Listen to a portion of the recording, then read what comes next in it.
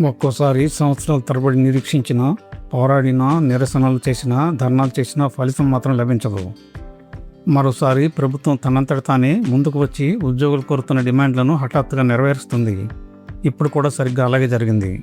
ఈసారి ప్రభుత్వం తీసుకున్న నిర్ణయం మాత్రం వేలాది మంది ఉద్యోగుల జీవితాల్లో ఒక కొత్త వెలుగును నింపుతోంది. ఏళ్ల తరబడి కంటి మీద పునుకు లేకుండా తమ భవిష్యత్తుపై ధీమా కోసం ఎదురు చూస్తున్న వేలాది కుటుంబాల నిరీక్షణకు ఇప్పుడు తెరపడబోతోంది. వారికి ఎట్టకేలకు ప్రభుత్వం నుండి ఒక తీపి కబురు అందబోతోంది. ఆ కబురేంటో, అది ఏ ఉద్యోగుల జీవితాల్లో ఎలాంటి కొత్త కొత్త ఆశలను నింపబోతోంది ఇక్కడ చూద్దాం. ఏపీలో ప్రభుత్వ రంగ సంస్థలు, కార్పొరేషన్లు, గురుకుల సొసైటీలు, సొసైటీ పాఠశాలలు, ఇతర ప్రభుత్వ అనుబంధ సంస్థల్లో పనిచేస్తున్న వేలాది మంది ఉద్యోగులు ఎన్నో సంవత్సరాలుగా కోరుతున్న ఒక కీలక డిమాండ్ను ప్రభుత్వం ఇప్పుడు నెరవేర్చేందుకు నిర్ణయం తీసుకుంది. ప్రధానంగా పదవీ విరమణ వయస్సును 62 సంవత్సరాలకు పెంచడం, అలాగే పాత పెన్షన్ విధానం అమలుకు సంబంధించి 2 ప్రధాన అంశాలపై ప్రభుత్వం ఒక నిర్ణయం తీసుకోబోతోంది. ఈ 2 డిమాండ్లను రాబోయే మంత్రివర్గ సమావేశంలో ఆమోదించి ఉత్తర్వులు జారీ చేసేందుకు ఏపీ సీఎం గారు ఒక నిర్ణయం తీసుకున్నారని తెలుస్తోంది. గత ప్రభుత్వ హయాంలో 2022 జనవరి నుండి రాష్ట్ర ప్రభుత్వ ఉద్యోగుల పదవీ విరమణ వయసును 60 నుండి 62 ఏళ్లకు పెంచారు. అయితే ఆ నిర్ణయం ప్రభుత్వ శాఖల్లో పనిచేసే ఉద్యోగులకు మాత్రమే వర్తింపజేశారు. ప్రభుత్వ రంగ సంస్థలు, కార్పొరేషన్లు, గురుకుల సొసైటీలు, సొసైటీ పాఠశాలలు, ఇతర ప్రభుత్వ అనుబంధ సంస్థల్లో పనిచేస్తున్న ఉద్యోగులకు మాత్రం పదవీ విరమణ వయసును తమకు కూడా అదే ప్రయోజనం కల్పించాలని అనేకసార్లు ప్రభుత్వాలను కోరారు. 2 సంవత్సరాల సర్వీసు పొడిగింపు కోసం పలు వినతులు, ప్రాతినిధ్యాలు సమర్పించినప్పటికీ గత ప్రభుత్వం ఈ అంశాన్ని ముందుకు తీసుకురాలేకపోయింది. చివరకు వారిలో కొందరు హైకోర్టు మెట్లు కూడా ఎక్కారు. కానీ అక్కడ కూడా వారికి ఫలితం లభించలేదు. ప్రభుత్వ పాలసీ నిర్ణయాల్లో తాము జోక్యం చేసుకోలేమని కోర్టు గతంలో తీర్పిచ్చింది. ఇక వారందరూ ప్రభుత్వంపైనే భారం వేసి ఊరుకున్నారు. యూనియన్లు, జేఏసీలు మాత్రం ఈ అంశంపై తమ పోరాటాన్ని ఆపలేదు.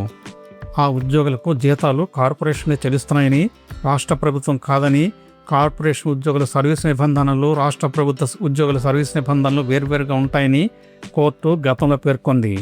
కార్పొరేషన్లు, సొసైటీ ఉద్యోగులు కన్సాలిడేటెడ్ ఫండ్ నుండి జీతాలు తీసుకోవడం లేదని, కనుక ఏపీ పబ్లిక్ ఎంప్లాయ్మెంట్ యాక్ట్ 1954 వీరికి వర్తించదని, అందుకే వీరికి 62 ఏళ్ల పదవీ విరమణ వయసును పెంచబోమని కోరే హక్కు లేదని, ప్రభుత్వానికి అనుబంధంగా ఉన్న కార్పొరేషన్లు, సొసైటీల్లో పనిచేసే ఉద్యోగులెవ్వరికీ ఈ పెంపుదల వర్తించదని తీర్పునిస్తూ గతంలో హైకోర్టు సింగిల్ జడ్జి ఇచ్చిన తీర్పును హైకోర్టు ధర్మాసనం కొట్టివేసింది. కొత్త ప్రభుత్వం అధికారంలోకి వచ్చిన తర్వాత ఈ సమస్యపై ఒక సానుకూల నిర్ణయం తీసుకుంది. వారి పదవీ విరమణ వయసు పెంపు అంశాన్ని సమగ్రంగా అధ్యయనం చేయడానికి మంత్రిమండలి ఉపసంఘాన్ని ఏర్పాటు చేసింది.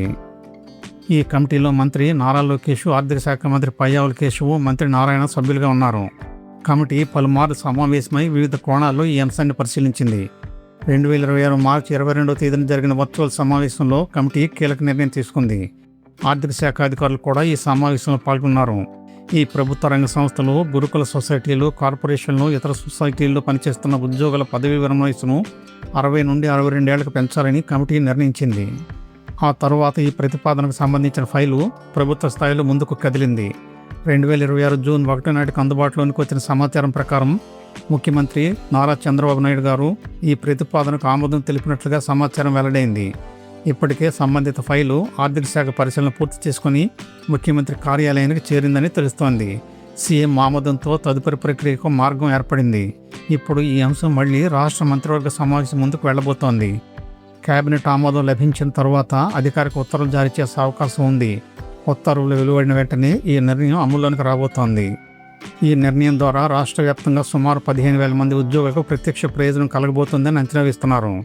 ముఖ్యంగా ప్రభుత్వ రంగ సంస్థలు, గురుకులాలు, సొసైటీ పాఠశాలలు, కార్పొరేషన్లు, అలాగే వివిధ స్వయం ప్రతిపత్తి సంస్థలు పనిచేస్తున్న ఉద్యోగులకు మరో 2 సంవత్సరాలు సర్వీస్ చేసే అవకాశం లభించబోతోంది.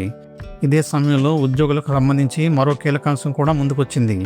కాంట్రిబ్యూటరీ పెన్షన్ స్కీమ్ సిపిఎస్ అమలులోకి రాకముందు, అంటే 2004 సెప్టెంబర్కు ముందు జారీ చేసిన నియామక ప్రకటనల ద్వారా ఎంపికైన కొంతమంది రకరకాల కారణాల వల్ల సిపిఎస్ అమలులోకి వచ్చిన తర్వాత మాత్రమే విధుల్లో చేరారు.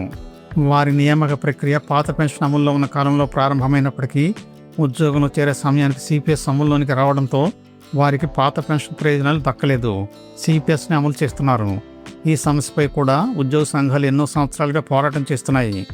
అధికారంలోనికి వచ్చిన సంవత్సరంలోగా వారికి సిపిఎస్ రద్దుపై నిర్ణయం తీసుకుంటామని హామీ ఇచ్చినప్పటికీ ప్రభుత్వం ఇప్పుడు దీనిపై కూడా ఒక నిర్ణయం తీసుకుందని సమాచారం వెలువడింది. ఇప్పుడు సిపిఎస్ ఉద్యోగులకు పాత పెన్షన్ విధానం ఓపీఎస్ అమలు చేసే ప్రతిపాదనలకు కూడా ముఖ్యమంత్రి ఆమోదం తెలిపినట్లుగా సమాచారం. ఈ నిర్ణయం అమల్లోనికి వస్తే సుమారు 11,000 మంది ఉద్యోగులు ప్రయోజనం కలగబోతోంది. ఈ ఫైల్పై కూడా త్వరలో మంత్రివర్గ ఆమోదం పొందే అవకాశం కనిపిస్తోంది. అంటే ప్రస్తుతం ప్రభుత్వం ఉద్యోగులకు సంబంధించి 2 ప్రధాన అంశాలపై ఒకేసారి ముందడుగు వేసినట్లు అవుతోంది. ఒకటి, పదవీ విరమణ వయసును 62 సంవత్సరాలకు పెంచడం.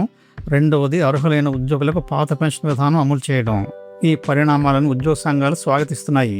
ఏపీజేసీ నాయకులు అలపర్తి విద్యాసాగర్, డివి రమణ, అలాగే ఏపీజేసీ అమరావతి నాయకులు బొప్పరాజుతో సహా ఉద్యోగ సంఘాల నాయకులందరూ ముఖ్యమంత్రి చంద్రబాబుకు, ఆర్థిక శాఖ మంత్రి పయ్యావుల కేశవ్కు, సంబంధిత అధికారులకు కృతజ్ఞతలు తెలియజేశారు. ఉద్యోగులు ఎన్నో సంవత్సరాలుగా ఎదురు చూస్తున్న సమస్యల పరిష్కారానికి ప్రభుత్వం ముందుకు రావడం సంతోషకరమని వారు పేర్కొన్నారు. మొత్తం మీద చూస్తే ప్రభుత్వ రంగ సంస్థలు, గురుకులాలు, సొసైటీలు, కార్పొరేషన్లో పనిచేస్తున్న ఉద్యోగులకు పదవీ విరమణ వయసు 62 ఏళ్లకు పెంచే నిర్ణయం ఇప్పుడు అమల్లోనికి అత్యంత సమీపంలో ఉంది. ఇదే సమయంలో పాత పెన్షన్ అమలుకు సంబంధించిన ప్రతిపాదన కూడా ముందుకు సాగుతోంది.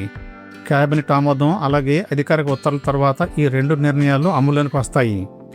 వీడియో నచ్చితే తప్పకుండా సబ్స్క్రైబ్ చేసుకోండి, 10 మందికి షేర్ చేయండి, తప్పనిసరిగా లైక్ చేయండి. ధన్యవాదాలు.